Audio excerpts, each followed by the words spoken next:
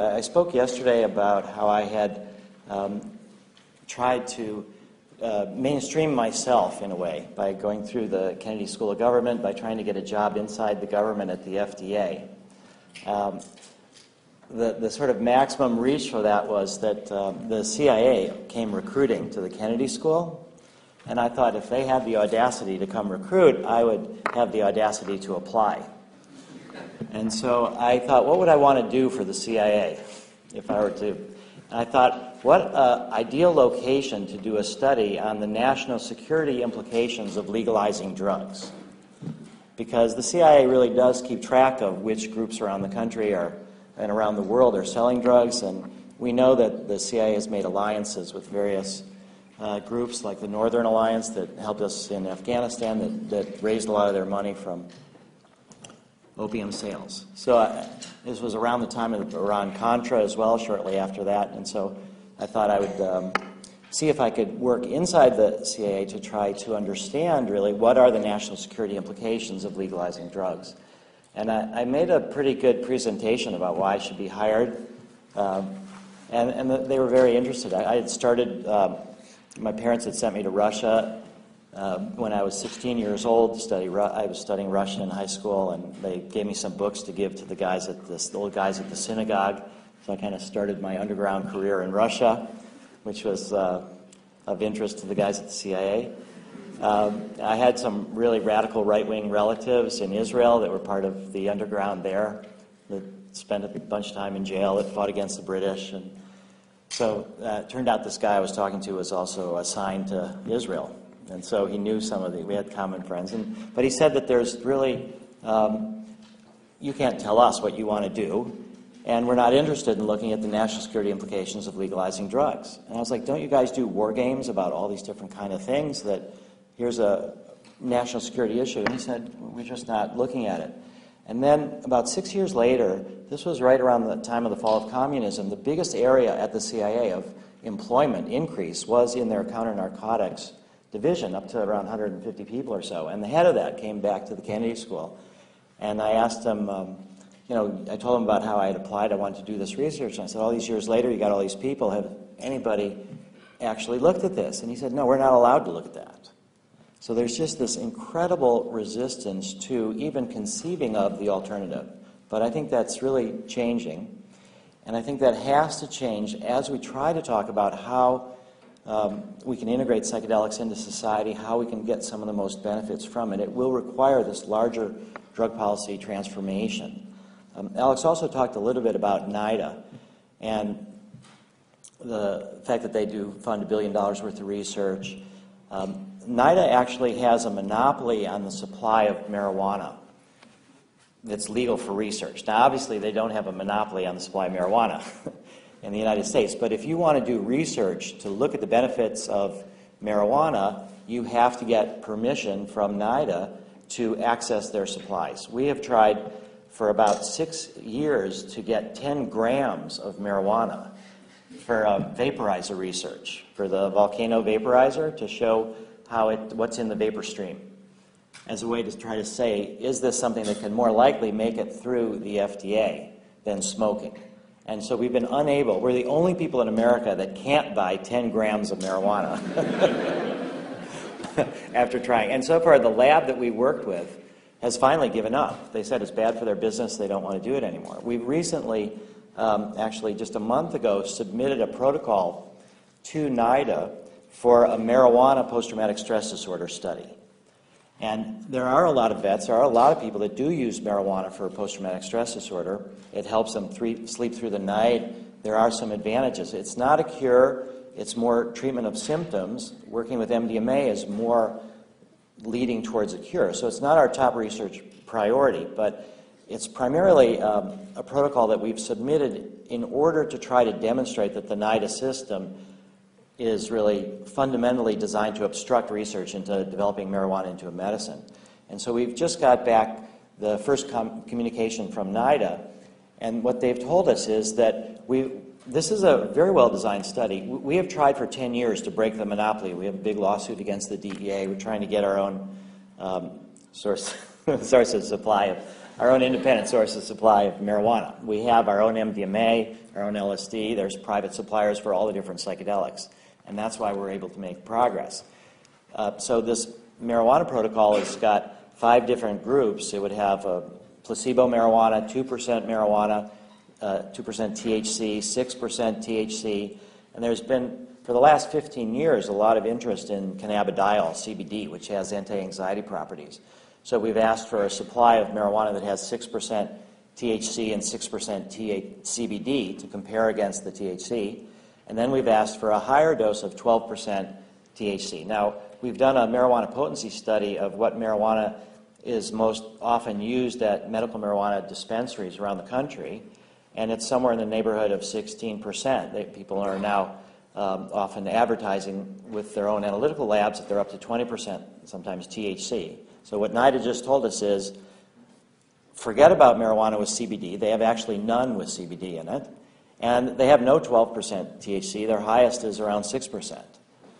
And they're going to have to review our protocol. FDA will tell us in about 10 days what they think about the protocol. NIDA will tell us probably in 6 months that they don't like it. And then if we decide to reply to their critiques, it'll take another 6 months or so. So this idea that there is this fundamental obstruction of medical marijuana research is totally true, and it's based on this government monopoly. So these are some of the political obstructions that have been put into play, and we're slowly overcoming them. With psychedelics, we've made an awful lot of progress with the research, and I think there's been probably, though, much greater social evolution, for sure there has been, from the illicit use of psychedelics. Most of us have had experiences in that way. Millions of people have, and I think it has caused a lot of change in attitudes. It's not inherently so, but I think it can be so. And I think trying to look at why it's important. Back in 1983, I was an undergraduate in college, and I had read this book by Robert Mueller. And Robert Mueller was, at the time, the Assistant Secretary General for the United Nations. He was like the mystic at the UN. And he basically was outlining in this book, it's called New Genesis, Shaping a Global Spirituality.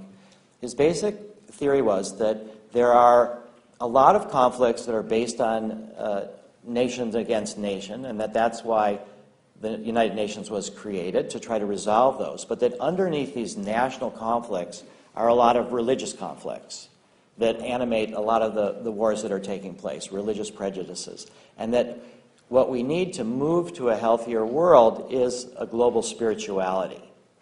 And he made an eloquent case that this was something that people were moving towards, the sense of unity, the sense of connection, that would be really helpful. And so I decided that I would write him a letter. And I wrote him a letter, and I said, your book was terrific, it was very inspiring, but you didn't say a word about psychedelics. And psychedelics can be helpful in understanding spirituality, and they've been used for thousands of years for that purpose, but now research is blocked. Would you help try to start the renewal of psychedelic research? And this was at the time when it was sort of completely blocked. This was 83. As I said, the changes at FDA took place 89, 90. Rick Strassman started in 1990. So to my utter surprise, Robert Mueller wrote me back. The Assistant Secretary General wrote me a handwritten letter, and he said, basically, you understood my book, I agree with your point, and here's a series of people who I think you should communicate with. And these were religious professionals, religious mystics from a bunch of different traditions. So the subtext was, send them MDMA. Because at the time, MDMA was legal, and I had mentioned to him that in my letter that was the case. So I started this informal project of seating various people, Roman Catholic monks inside the monastery, Zen Buddhist leaders, the head of their traditions in their countries, Orthodox Jewish rabbis, and they were all willing to report back to Robert Mueller what they did. And one in particular, Brother David Steindl-Rast, who is a Roman Catholic mystic and monk, who he's in his 80s. We were just together in Moscow at a transpersonal psychology conference over the summer. it's just astonishing how he's been able to both stay within the tradition and be so mystically minded. But he tried MDMA in the monastery and found it to be extremely helpful as a tool to deepen his meditation practice. And when we were finally faced with the DEA trying to criminalize MDMA, he was willing to speak to the press. So the first article was in Newsweek, and Brother David said that MDMA helps you to get to a place that you could spend 20 years trying to get to in meditation practice. I also worked with Rabbi Zalman Schachter, who is an Orthodox rabbi who had actually taken LSD with Timothy Leary, who was part of this Jewish renewal movement. He was willing to speak to the press as well. He spoke to the Washington Post in 1985. He compared MDMA to the Sabbath. So that what happened was that this kind of information feeding back to Robert Mueller, confirming this idea that psychedelics could play a role in people who were deeply embedded in their own specific religious traditions, and it could help them deepen their spiritual practices. And the fact that these people had a sense of social justice, that they were willing to speak to the media, also showed to me that this kind of psychedelics and social change, it really can go together. And I worked with Robert Mueller. This is going to be a little bit hard to see, but we designed a dream protocol. And this is something that I feel like I'm working towards. I spoke yesterday just about studies for the treatment of post-traumatic stress disorder. But what this study is designed to do, and this may take another 20 years to do, maybe I'll never get to do it. Somebody eventually will do this study. And so this is sort of the heart of, I think, psychedelics and social change. What this study basically says is that what we need to do is to try to work with people who are in training to be religious professionals in their own different traditions, and just take them for like a 2-3 year period. And we would take maybe 30 people, or it's arbitrary how many we would take, but we would assign half of them to go through their normal practice of training to be religious professionals in their religion, and then the other half would be assigned to have their training supplemented by psychedelics. And we would do this in about 3 or 4 or 5 different religions simultaneously.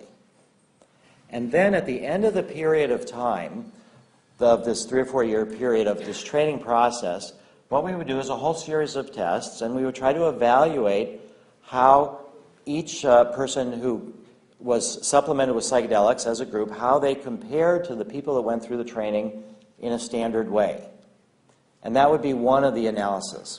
Did they have a deepened meditation practice, or whatever they did? Did they have a deepened sense of spirituality? What kind of personality changes did they have?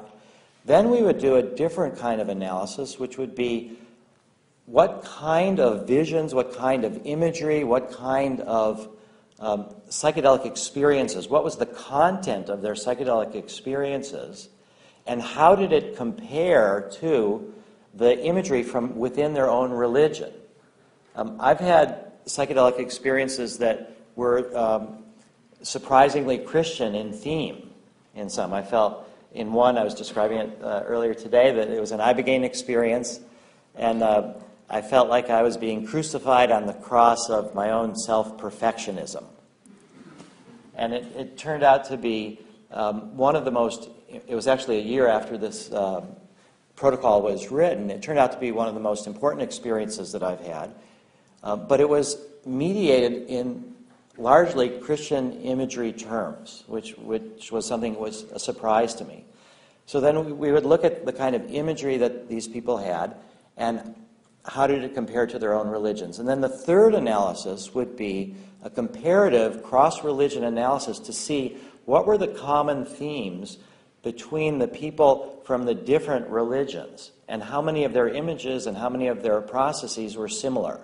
And the goal would be to try to determine, is there evidence for a sort of common mystical experience that's basically human? Is there this common mystical core? Or is it that each people are like climbing different mountains? Or is it just different paths to the same mountain? And I think if we could do a study like this, that it would be a way to try to sort of bring science and religion together and also work on commonalities. And I think we would end up finding that there is more or less a common mystical core that all of us have access to. And we heard earlier today about the 6 parts of the mystical experience, and I'm going to go over that also again. But what was important to notice in the earlier presentation was that the various categories were without specific religious imagery from any particular religion or culture.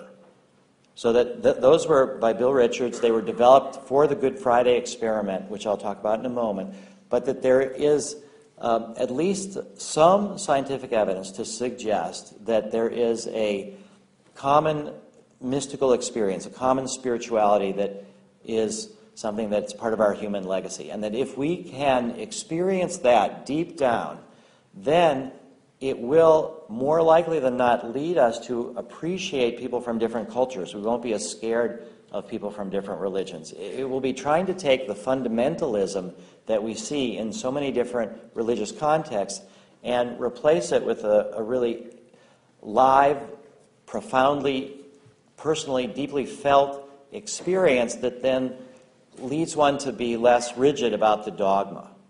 And I think that if that's something that we can bring more into the world, and I think we're all doing that in our different lives through our experiences, that there is a way in which we can end up really moving towards a more peaceful world. It's hard to articulate this kind of a theory, but I think it's what really animates me more than trying to help people who are dying with anxiety or trying to help people with post-traumatic stress disorder. It's really moving towards trying to do a study of this sort. And I think there's an enormous amount of resistance that will be there from the religious traditions, from the fundamentalists, but that it's, I think, where we're moving towards this understanding of how we're in it together. It's one world, that we're not anymore isolated, the kind of global communications, that if we really have from, we talked about, billions of people and billions of more people coming, but if there is an anchor in a lot of people with this fundamental core that they are more similar to other people than they are different, then I think it will be more difficult for demagogues and dictators and others to mobilize through fear to create outside enemies and then to dehumanize them. I think that's the big vision, that's the hope, and we will get there in all sorts of different ways through psychedelic studies of a whole range of kinds, but I think the big payoff from integrating psychedelics is through this kind of global spirituality and then helping people who are inclined to do so accelerate the process of actually getting to those deep levels. I think that's what we're hoping to really reach. And why is it necessary? According to Albert Einstein, it has become appallingly obvious that our technology has exceeded our humanity.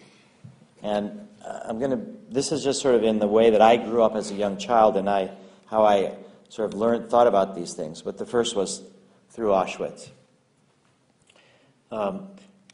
He also said, the splitting of the atom has changed everything save our mode of thinking, and thus we drift towards unparalleled catastrophe. Now, this is, of course, what he's talking about, but what is this mode of thinking that he's talking? I think that the mode of thinking that has to change is this, again, sense of us as primarily American, or primarily our country, primarily our race, primarily our gender, primarily our religion, primarily our social class, or primarily human as compared to the world of nature as separate. That the mode of thinking, the shift that we need to take, and I don't think that the idea of ego death is all that. I think there's some problems with this concept of ego death, because I don't think, as long as we're humans, I don't think the ego will ever really die. There is really I think even wanting the ego to die is sort of denying our humanity. And I don't think it's healthy. What Stan Grof has talked about is becoming transparent to the transcendent. That the ego becomes transparent, that it's becoming something that you can see through. It assumes its rightful place, but it's never completely gone. So I think that the mode of thinking that Einstein is talking about, the shift that needs to take place, is who we think we are and what is our place in the world and in the universe. And if we can make that shift, we will avoid situations like this. I was also, as I said, a draft resistor preparing to go to prison. That Vietnam was something that was a big part of my childhood and my teen years, what to do about that.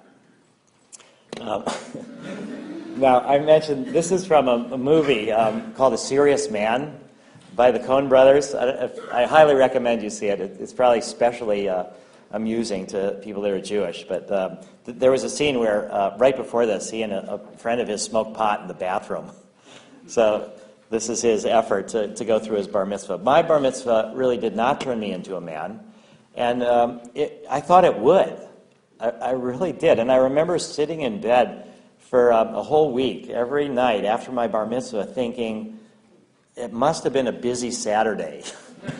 God must be somewhere, it's like Santa delivering all the presents or something. It must take a lot of time to get to me. And I thought, what this is basically saying is that our normal rites of passage in our culture don't really work for many of us. And I think that's part of the appeal of psychedelics, is that the tradition, and I don't think that it's always been this way. Bar mitzvahs may really have worked in other time periods where people were more isolated, where it meant more to be able to read from the Torah and to assume adult responsibilities. But this was in the face of these conflicts that I was seeing in the world, what I was seeing was that I didn't have the tools, my culture was not providing me with the tools that would help me really to grow up and to answer the spiritual questions that I was struggling with even at 13. Now, I was fortunate to grow up at a time where LSD was much more popular, and this is a picture of John and Yoko Ono and Timothy Leary during their bed-in for peace. So I was fortunate, in a way, to be living in this time of turmoil where I could at least, initially, as I said yesterday, that I really thought the propaganda was true. I really thought that LSD made you permanently crazy, that there was something fundamentally destructive about it to your brain. So I wasn't at this time really ready for it, but it was in my awareness. And it was when I went to college and I was able to start taking LSD. I started college in 1971. I took a bunch of LSD, a bunch of mescaline, and I dropped out in 1972 to try to work on this balance. I felt that both myself, that we are fundamentally overdeveloped intellectually and technologically and underdeveloped spiritually and emotionally. And that is where these quotes have been for. And I went to the guidance counselor at school, and I was so lucky that he gave me a manuscript copy of Stan Grof's Realms of the Human Unconscious. And I was able to start reading that. And one of the things that Stan wrote was that LSD is the study of the mind, what the telescope is to astronomy, and the microscope is to biology. For me, Stan put it all together in that here was science looking at spirituality and also with the test of therapy. So it wasn't philosophy, there was outcomes, like was it really helpful to people? As long as that was sort of the grounded test. And it felt like I was waking up just as everything was being shut down. I thought I was going to go to jail, and I thought, what am I going to do for a career? I can't be a doctor, I can't be a lawyer, I can't be anything that requires a license. And I need to respond to Hitler, I need to respond to this kind of social insanity. I thought, I'm going to be a psychedelic therapist. That I will both need the therapy myself, and I will eventually, hopefully, be able to help other people through their own struggles. So this was the big vision, too. And I think this is really still the case, that psychedelics can reliably produce mind manifestation. I mean, Freud talked a lot about dreams as the railroad to the unconscious. And I think psychedelics are very similar to that they will bring out what's inside. Now, when was the last time that in our culture, in a Western culture, that we actually had psychedelics integrated into the culture. How long has this sort of system of prohibition, in a way, been in place? And we have to go back to the Eleusinian Mysteries. They ran for 2,000 years, and they were the heart of sort of Greek culture. People were encouraged, at least once in their life, to have an initiatory experience. They were under pain of death. They could not talk about it, so we don't know exactly what happened. But they were a psychedelic ritual that, again, did this transparent to the transcendent. They put people's sense of who they were in a proper context. That's at least what we can understand what the Eleusinian Mysteries were about. There's been, this is by Albert Hoffman, a book about Hoffman's elixir. He ended up, and Carl Ruck and Gordon Wasson, writing and trying to identify what was the preparation, the kykeon, that people drank, and they made the thesis that it had ergot in it, which was pretty clear, and that it was likely to be a psychedelic compound. Now, the Eleusinian Mysteries were shut down in 396 by the Roman Catholic Church. So it was like a competition for spirituality. And the church wanted to be the intermediary between you and your own spirituality, whereas with the Eleusinian Mysteries, it was more a direct, democratic, personal connection. And so this was really, when we look back, the last time. So it's 1,600 years that our culture. So when we think about how difficult it will be to bring back psychedelics into an integrated part, above board, where it's linked with religious opportunities to experience in different contexts, we're really trying to come over a very long process. Now, there was also kind of a divide between science and religion that happened around 500 years ago. And again, it's this Copernican revolution that he wrote, the 1542. He wrote that the year before he died. He published that on the revolutions of the celestial spheres. And then it was banned by the church in 1616. So this was where we're starting to get this idea of the scientific method, of the scientific process, and yet we're seeing the conflict with fundamentalism and the conflict with religion. Father Bruno, who was one of the people that really followed up on what Copernicus had done, was condemned for heresy. During his trial, he said, "I never ought to recant, nor will I." And when he heard his sentence, which was a sentence of death to be burned by the stake, he said, "In pronouncing my sentence, your fear is greater than mine in hearing it." The fear of the status quo towards change, towards the questioning of what they are claiming to believe in and where they draw their power from. Galileo was forced to recant, and in 1633 he was put under house arrest for the rest of his life. So there's been this process where science was kind of developed in a way that was separated from religion and separated from spirituality. A lot of that is actually good. I mean, there is a lot of bunk in religion and a lot of things where science was able, to, I think, to make a lot of progress. But what we see now is that we have had, a science that is so disconnected from morality and from ethics. There was Tom Lear was a satirist in the United States. He wrote a lot of political songs. He talked about Wernher von Braun, who developed the rockets for the Nazis, and one of his songs was about how Wernher von Braun is saying, "My job is just to make the rockets go up. Where they come down is not my department." So I think there's been this sense that scientists are willing to create enormous engines of destruction, and then it's not their responsibility what the politicians do with them. So this is also something that we are now trying to overcome, and I think we're incredibly fortunate to live in the age that we are, because we have now benefited from these centuries and millenniums of these kind of restrictions that we're overcoming. So that, this was Father Bruno. So 1962 was where I think science and religion really started coming together. And this was the Good Friday experiment by Walter Pahnke. And this was actually the best thing that Timothy Leary ever did, in my view. He was the faculty sponsor for this study. And what it was 20 subjects They were all training to be divinity students, to be ministers, and they went into church on Good Friday, and half of them got psilocybin and half got a placebo, and it was an active placebo of nicotinic acid. And they went through a 4-hour service, and this was at Boston University, in Marsh Chapel. This is where it took place.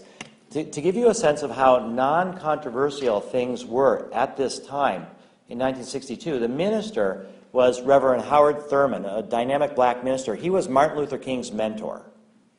Martin Luther King was getting a PhD at Boston University at the time.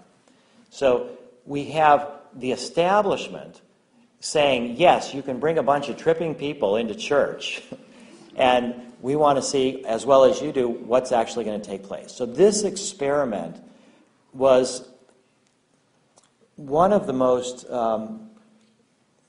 inspirational pieces of psychedelic research, and many of the current psychedelic researchers who were involved trace a lot of their inspiration back to this study, because what it did show is that roughly, now what they said is this typology of mysticism that was created just for this experiment.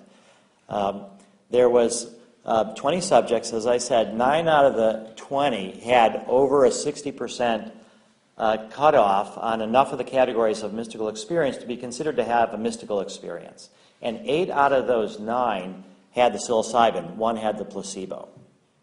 So that the claim was here that this experiment demonstrated in a scientific way that psilocybin, in a religious context, in people that are religiously inclined, can facilitate a mystical experience.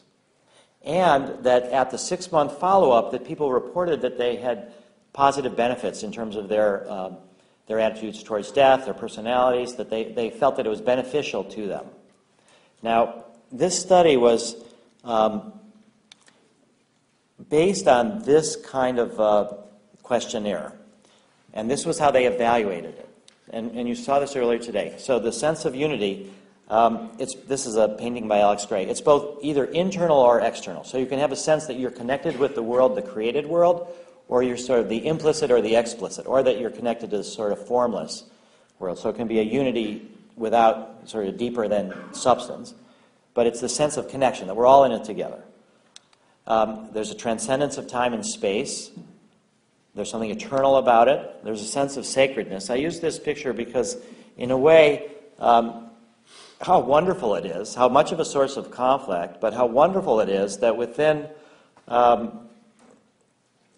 a couple hundred yards, you've got the place that's holy for the Christians, holy for the Jews, and holy for the Muslims. And if we can all just eventually get to the place where we can appreciate that it's the multiplicity of forms of different religions that really adds to the sacredness rather than they're all warring with each other. That's, I think, the potential. That's what we're hoping for. A sense of being in conjunction with objective reality. It's kind of some kind of scientific measurements there to indicate that, and deeply felt positive mood and ineffability. This is an M.C. Escher painting. It's not quite, that you can't communicate it in words, but kind of gives that idea. It goes beyond your concepts.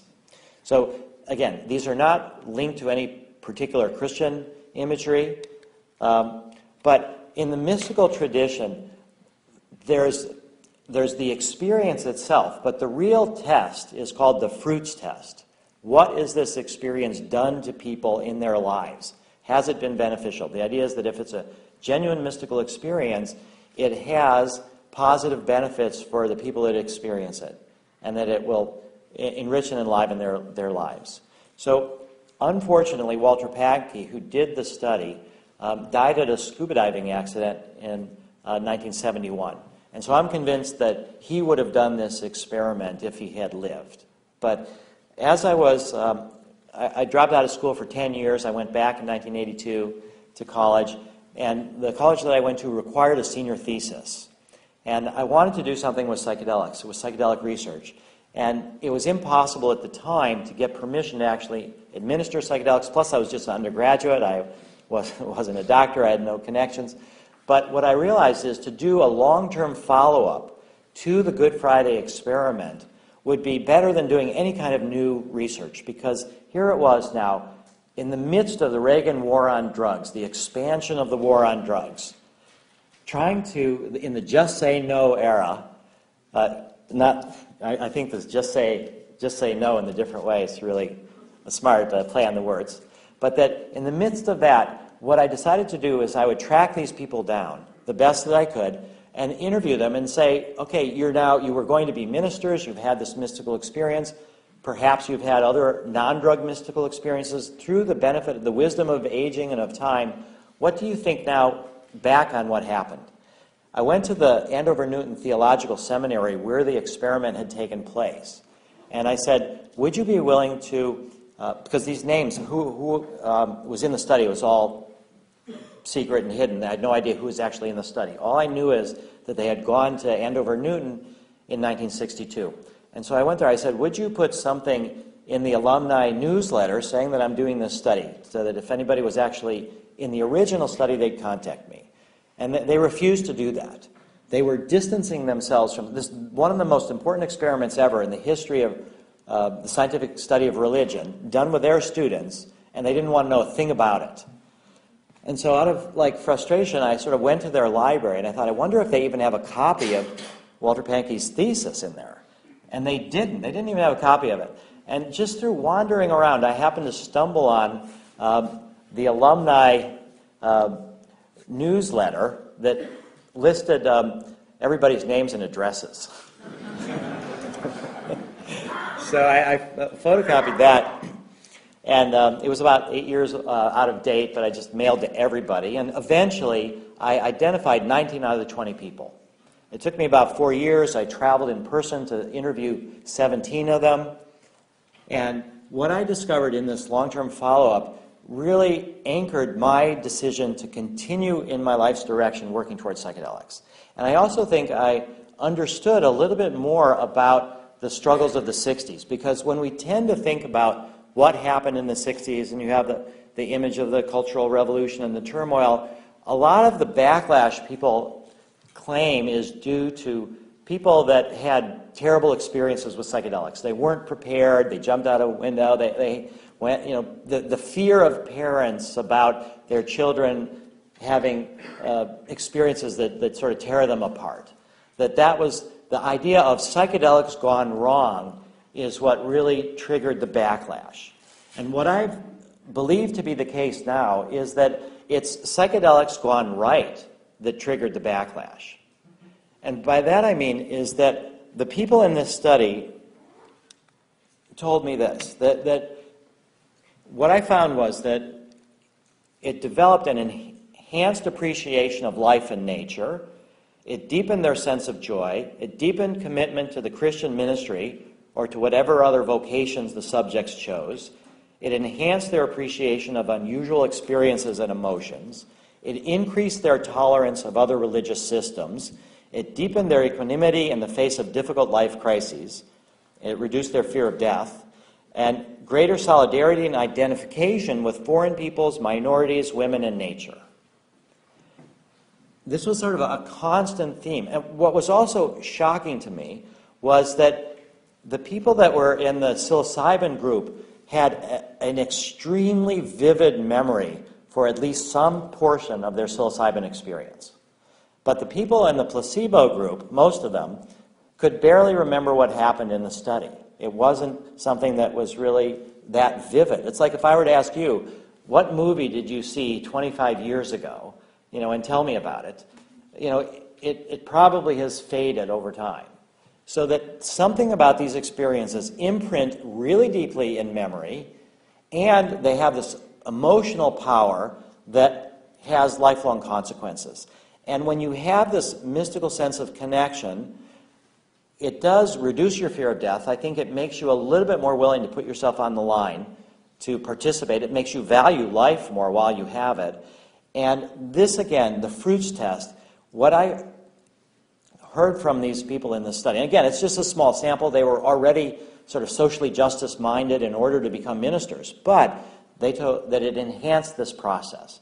So this led me to think that the fuel that helped in part with the anti-Vietnam War movement, with the environmental movement, with the women's rights movement, even to some extent with the civil rights movement, that there was a lot of this psychedelic spirituality taking place in an informal way, and it was inspiring people to get involved. And the time was so polarized, though, that it really ended up, there was really not much of a way to do this. And that sort of turned into culture, counterculture. And I think now, here we are, 40, 45 years later, and we're trying to get over this sort of culture-counterculture divide. And I think that's the importance of trying to do the research with psychedelics. That's the importance of us. There is no more, with global warming, there is no more away. There is no more island. There are no more private little utopias that we can create or escape to. We are all in it together, and I think that's, in a way, one of the good messages of global warming and of other things, that people are going to understand how interconnected we are. And so, again, this links towards the initial study that I would like to do one day, which is people from all different religions, trying to really understand, is there a common core? So this is now leading towards, so where are we with the psychedelic renaissance? It took 44 years for there to be any attempt to replicate the Good Friday experiment. So this was, Jesse was here before. He and Bill Richards and Roland Griffiths did this psilocybin spirituality study. What was different about this is that they worked with people individually rather than in groups. Before, the Good Friday experiment was a group. And also that they worked in a non-religious setting. They worked in a hospital room. And even still, they showed that psilocybin can occasion mystical-type experiences having substantial and sustained personal meaning and spiritual significance. So that we've gotten over that backlash. The Good Friday experiment, in a sense, in an isolated way, has been replicated. We've been able to start research at Harvard with MDMA for cancer patients with anxiety. So we've buried the ghost of Timothy Leary to some extent. Also, we've been able, LSD as the quintessential symbol of the 60s. We now have our Swiss LSD study, and it's for people who are dying. We just heard last week that we're screening the 12th and final subject in this study, and this woman has advanced stage breast cancer. And the results are, we're not sure what the results are going to be, but at least we can say so far that we've been able to safely administer LSD in a therapeutic setting without anybody having a serious adverse event. I described yesterday the MDMA-assisted psychotherapy for PTSD in all these different countries, and hopefully also in Australia. There's these series of, this was a paper recently published. The Archives of General Psychiatry is the top journal in the world in psychiatry, and they were willing to publish the psilocybin study for end of life. I should say that we submitted our MDMA post-traumatic stress disorder study to the same journal, and we went through similar kind of problems with horrible reviewers whose job it was to get us kicked out. They did such a terrible job that one of the psychiatrists that knew the general editor that I showed the reviews to wrote to the general editor of the archives and said it's an embarrassment to the archives, the low quality of the reviewers, and that psychedelic research is starting up and it should be taken seriously. And Charlie Grobe had submitted his paper after we submitted our paper, and they decided to review his in a more unbiased manner. And so they ended up publishing that. There's a study at Johns Hopkins now with cancer patients. There's an NYU study with cancer patients. There's a nicotine addiction study with psilocybin at Johns Hopkins. Ketamine study. This, unfortunately, has been shut down in Russia. Russia's got a heavy hand, but for a while the only psychedelic psychotherapy research in the world was ketamine research with Yevgeny Krupitsky in Russia. And it's been really helpful with alcohol and heroin addiction. Sorry for the spelling there. Also we're doing an ibogaine project in Mexico. So there's efforts at psilocybin at NYU to start with alcoholism research.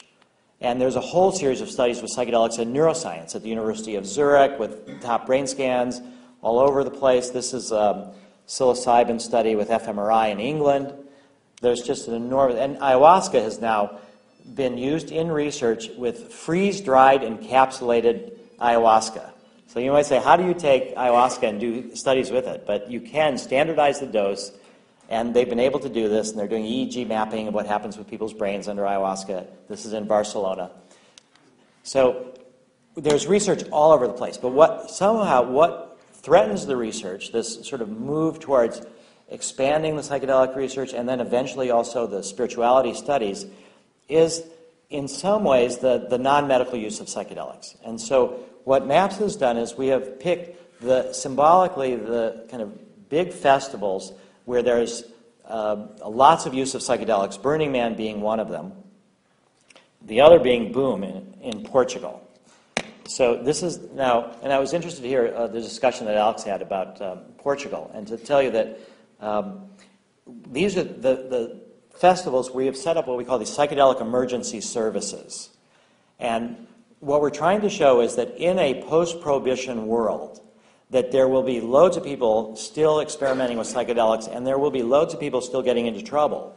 Because having this sort of mind manifesting experience, a lot of stuff is going to happen that's difficult for people to integrate, difficult for people to handle, particularly if people are taking it only for a party, and if they're sort of seeing that the deeper issues they either want to run from initially, they're not opening to them, they don't understand how to work with them. So what we've been able to do is set up the psychedelic emergency services and to show that it's possible with a therapeutic approach to take people who have sort of inadvertently stumbled into deep psychological issues, and by offering them support, that we're able to really help reduce a lot of the problems. And the Boom Festival, because it's in Portugal with drugs are decriminalized, it's the world's example. So if you can imagine this, there is thin layer chromatography done on site. So all the drugs that are being sold at the festival are analyzed right there. And there's no police objections to it.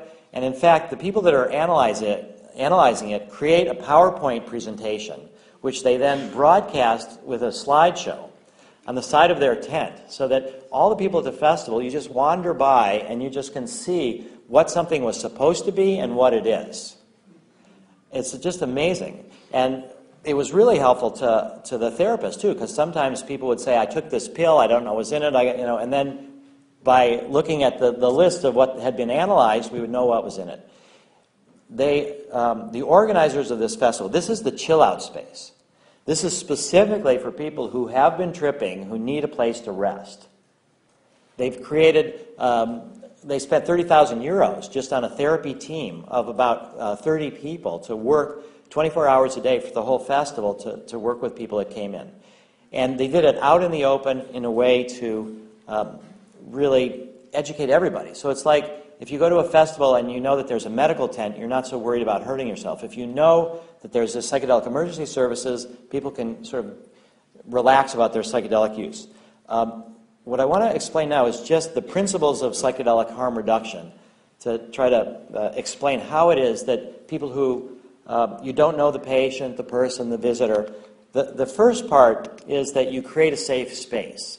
And the way in which you do that, it can be anywhere, but the sense is that whoever is going to be sitting for the people that come, you need to sort of say to them in a way, I'm going to be here for as long as it takes, that you have a stable interpersonal relationship. It could last for 12 hours. It could last for days. People sometimes come to the Boom space or the sanctuary space at Burning Man and stay for days. But you create a safe space, and what that also means is that people are they're not judged. It's a non-judgmental stage where you can let people feel free that they can let out their emotions, whatever they happen to be. That you will protect them, but that you will also, in some ways, really support them in their process. So it's more than just, the drug's going to last another 6 hours, you're going to come down, don't worry about it. It's more what's bothering you. It's more psychedelic therapy, brief intervention. But the safe place, the safe container is really the critical first step. Then the understanding is that you're sitting, not guiding. And what that means is that, again, the inner unconscious, the unconscious is the guide. The person is their own therapist in a way. And you're trying to help them navigate this material that's coming up. But you don't necessarily know what they need to do, what they need to think about, what will be the key that heals them. But your goal is to be there with them. And this doesn't mean that you're sort of neutral, but it does mean that you can be inquiring, you can ask provocative questions, but then you kind of let go and see how they respond. And you can help them by just, a lot of times people will say, like drop a word, like my mother died, and then they go on, but you know that that's an emotionally charged thing for them. And so by asking them about it, it kind of gives them permission. It tells them that you're willing to go there into that depth of emotions with them. So you can, it's not like you know where they need to go, though. That's the key switch from sort of traditional psychoanalysis, where the therapist, the psychiatrist, sort of gives you the interpretation. And this also makes it so that you can understand some way to work with people that you've never met before. You don't have a history. They're just in a crisis right then. This is, I think, even more of a key point, which is that you talk through, not talk down. So that you help people to work directly with whatever issues that they're presented. That you suggest that they look at this or they look at that. That your goal is not to turn them away and say, here's some beautiful flowers, the life can be beautiful. But it's to really say, what is it that's bothering you? So you talk them through it. You don't try to take them away from it. And then the core principle is that difficult is not the same as bad. Most people have this idea, I'm out for a party, I'm taking psychedelics, and then it gets tricky. That means it's bad. That means you're off track. And so by telling people that difficult is not the same as bad, this can be difficult. You can learn sometimes more from things that are difficult from things that are easy. And so this is kind of how we work, and this is, in a way, how we're trying to prepare the culture. We've been able to develop a curriculum for high school and college students that includes, we've had to frame it as, how do you help a friend of yours if they're having a difficult experience?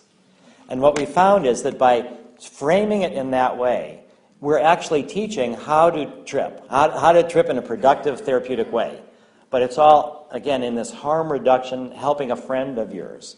But that's a way in which it gets past a lot of the resistances, and we're able to try to build, in some ways, more of a cultural understanding of how to work with psychedelics.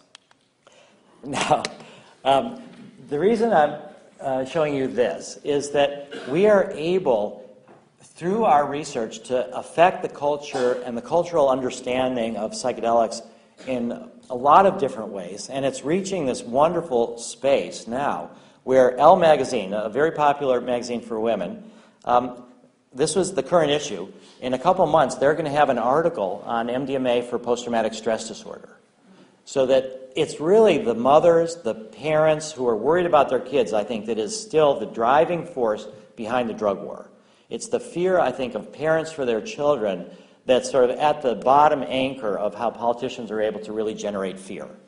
And so by trying to come across to parents, to women in a different way, if you look at the history of Prohibition, the Women's Christian Temperance Union was involved in helping to create Prohibition. It was very much linked with the women's suffrage movement because the thought was that women, in order to try to protect their children, would vote for Prohibition. So women's voting rights and Prohibition were intimately linked in the early days of the 20th century. And it was women's groups that ended up being the ones that really helped end Prohibition by seeing that their kids were sort of succumbing to the allure of the speakeasies, the lure of the easy money, the whole gangster phenomena, that I think we will see the end of global prohibition when we start seeing the rise of parents' movements that are not just saying, let's make the war on drugs harder. So this is a key part. But even more than this is Oprah. So the slides that I showed you yesterday from of the holes in the brain were shown on Oprah's TV show in 2001.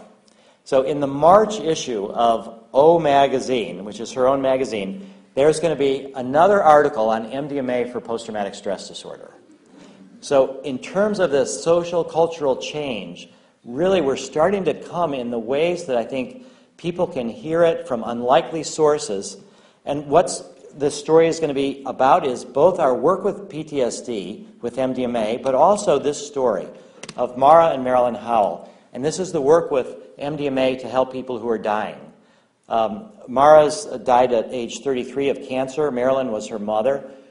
Marilyn and wanted her daughter to be in the study at Harvard with cancer patients. The study wasn't ready to enroll her at the time, and so she worked with an underground psychedelic therapist. Marilyn was the co-therapist, and there was a whole series of psychedelic experiences for the last about 5 months of Mara's life.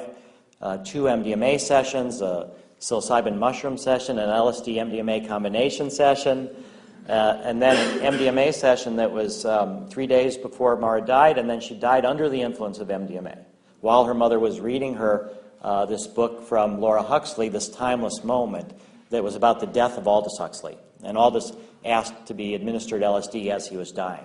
So this kind of a story coming to people through Oprah magazine, I think, is just a way in which it's another sign that this cultural change, there's a hunger for healing that we're able to respond to.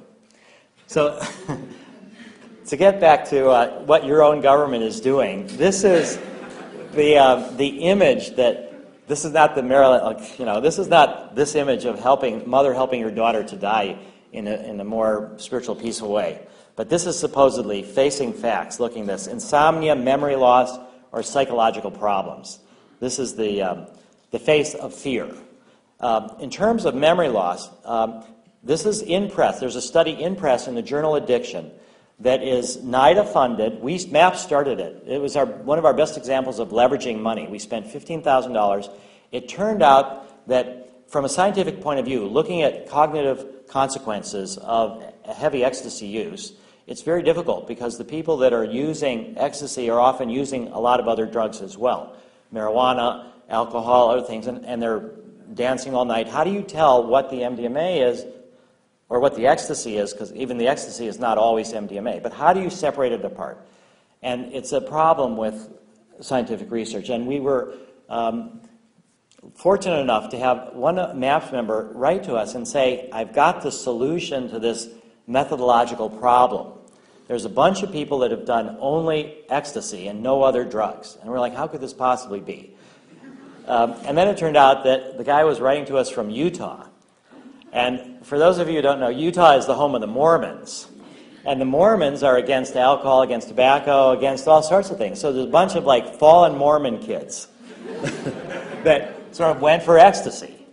And it turned out we did a $15,000 pilot study, and they exist, this population existed. And at the time, NIDA was sort of disappointed because their fear campaign based on MDMA hurting dopamine, which was in Science magazine, had to be withdrawn. The paper, it was one of the worst examples of scientific error. The study was retracted because they gave methamphetamine instead of MDMA to these animals. And the bottles got somehow or other switched. So they had to retract the whole study. So NIDA was sort of hungry for what's bad with MDMA. And we're hungry for what's the real facts about MDMA. And so we were willing to do and encouraged and did this study on, this pilot study on MDMA in this population. And then the doctor, John Halpern, submitted it to NIDA, got a $1.8 million 5-year grant. So it's just coming out. In a study designed to minimize limitations found in many prior investigations, we failed to demonstrate marked residual cognitive effects in ecstasy users. This finding contrasts with many previous findings, including our own, and emphasizes the need for continued caution in interpreting field studies of cognitive function in illicit ecstasy users. This will be coming out fairly soon.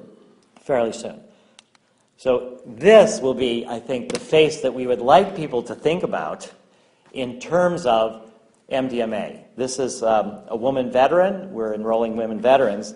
And this is just so much different than this face. This is what we're hoping to sort of communicate. And this is the last slide. And this is from the UNESCO. I like to wander around cities at night. I get a much better feel for them. There's not as many people there. Sometimes I'll smoke pot and just go wandering around. And one time I was wandering around Washington, D.C., and I ended up not so far from the Supreme Court building, about 3 or 4 in the morning, and it was the Veterans for Foreign Wars. And it had this big sort of obelisk, triangular obelisk that went up several stories. And it had these panels all the different wars that Americans have been in. You know, and I was just like, gosh, you know, all these wars, glorifying war, war, war.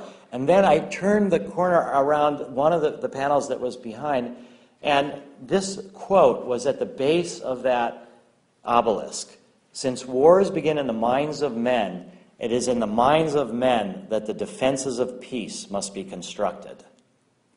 And I saw even the veterans of foreign wars as sort of pointing this way. And this is what I hope is the future of psychedelics, cultural change, and social evolution. Thanks.